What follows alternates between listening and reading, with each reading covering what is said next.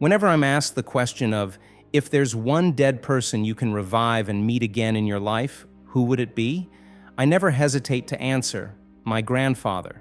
He was a self-made man who emanated an infectious, larger-than-life spirit. And although he only graced my life with his presence for a short 15 years, I still remember him very fondly. A resilient businessman who rose every morning at 5 a.m., a loving father who devoted the entirety of himself to his family and friends, and a kind and generous human, loved and respected by many for his unwavering commitment to higher ideals and utmost self-respect. Every time I am pulled back into the wave of his recollection, I smile, for it's one that splashes with love, yearning, and nostalgia. He continues to be a big source of inspiration in my life, and to this very day, whenever I speak of him, my heart softens and my eyes sparkle. It's this warm memory of him and the impact it has left on me that has got me wondering, perhaps there's a better question that should guide our daily life. Nowadays, we tend to consume too much of our finite daily energy exerted upon the wrong questions. Time and again, whenever we're feeling lost, unsure of which direction to take ourselves, and are searching for some urgent clarity, we're promoted to ask ourselves these rational questions. What do I want? Who do I want to become? What do I want my life to look like in 5 years? How can I achieve the success I so desperately crave in my field? These are all great questions, but they're not exactly the right questions we should begin with. Why? Because they fall short on two fronts. First, they assume you know exactly what it is you want, and that's often not the case. Second, they tend to be self-centered and thus neglect to factor in the potential impact we will have on others. Sometimes we chase things that we think we want, only to discover, as we pursue them, that we don't actually want them. Other times, we can be somewhat certain that we know exactly what it is we want to achieve in our personal life, relationships, or career pursuits. In either case, we must not allow those ambitions to solely guide our everyday life choices, because the meaning of life is less about how much we accomplish in this world, the destination, and more about how present, content, and connected we are to our truest selves and everything else around us, the journey. It's also less about the work we do and more about how deeply our actions touch the lives of others. Hence, blindly pursuing whatever it is we think we want at the expense of everything else is not the way we should be going about our lives. We need to be more intentional, more aligned with our own values. We need a timeless, overarching question that we can revert back to time and time again. A question that reflects our core personal values, shows us what we stand for, and guides our daily actions.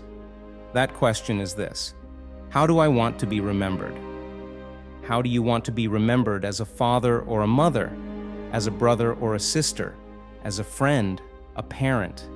How do you want to be remembered as a colleague at work, as a manager or a leader, as a writer or content creator?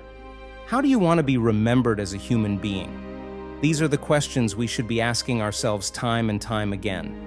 For me, as a human, a son, a brother, and a friend, I want to be remembered as a calm, kind, generous, and loving soul who reminds you of the joy of being alive.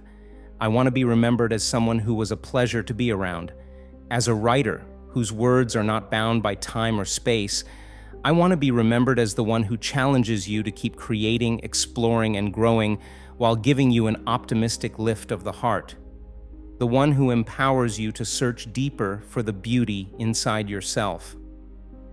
As a creator, I want to be remembered as the person who was bold enough to chase his own calling and pave his own path, inspiring others to do the same while spreading goodness with his time on earth. When you take a minute to consider all the roles you play in your life and then write down how you want to be remembered through them, you're slowly surfacing what truly matters to you. You're revealing your own cards to yourself. This has 3 benefits. It tells you what you stand for, what your core personal values are. It shows you how you want to show up in your daily life. It roots you in the present. Once you're clear on how you want to be remembered, all you have to do is start acting in that way right now. If you want to be remembered for being kind, then you clearly stand for kindness and compassion. Start acting with kindness and compassion today. If you want to be remembered as the caring person who helped others heal, then start guiding others onto the journey of healing today. And if you want to be remembered for your courage and fight for human rights, if that's what you stand for, then start being that conversation changer today. There's a beautiful quote that has been attributed to Maya Angelou. "I've learned that people will forget what you said, people will forget what you did, but people will never forget how you made them feel." Asking yourself, how do I want to be remembered, is another way of asking, how do I want to make people feel? Why? Because in their most basic form, human beings are first and foremost emotional creatures. We are feeling and sensing beings. We respond to another's actions emotionally, and our own emotions drive us to adopt certain behaviors. So, if you're a leader, think about your employees and how you want them to feel when they work with you. If you're a writer, think about your readers and how you want them to feel after they read your words. And if you're a parent, think about your children and how you want them to remember their childhood. Is the most important thing for them to say, "We always had a perfectly tidy house"? Or, as author Beth Kempton writes in her book Wabi Sabi, do you want them to say, "Our house was a lovely, happy house, where we felt safe and comfortable. We were always loved and looked after, and we were taught how to love and look after one another. We learned to treasure what we had, and even more than that, to treasure our time together"? In short, decide what you stand for and show up to it today. Decide what your story is going to be. The way I see it, when we first reflect upon how we want to be remembered, we unravel what we stand for and what truly matters to us. This helps us better understand how we should show up in this world and what actions we can start taking today. And as we continue to follow through on that promise, so will we continue to become who we're consciously choosing to become. In other words, while we tend to start with the question of what do I want or who do I want to become, if we instead begin by asking ourselves, how do I want to be remembered, the answers will naturally lead us there. They will serve as a compass to guide your daily actions, and the actions you act upon day after day will more clearly shape who you're becoming. When it comes to my grandfather, I'm not exactly sure how he wanted to be remembered, but within our family, we remember him as a kind, loving, and generous soul who opened the beauty of his own heart and poured it upon every person who crossed his path. Time and again, unexpected events will remind us of the universal truth of life, that death hangs over us and lingers in the space we cannot touch.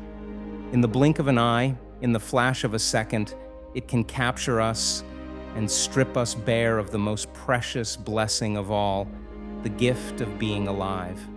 While you're still here, you're still writing your story. So, how do you want to be remembered for your time on Earth? That's the first and foremost question that should guide our everyday life.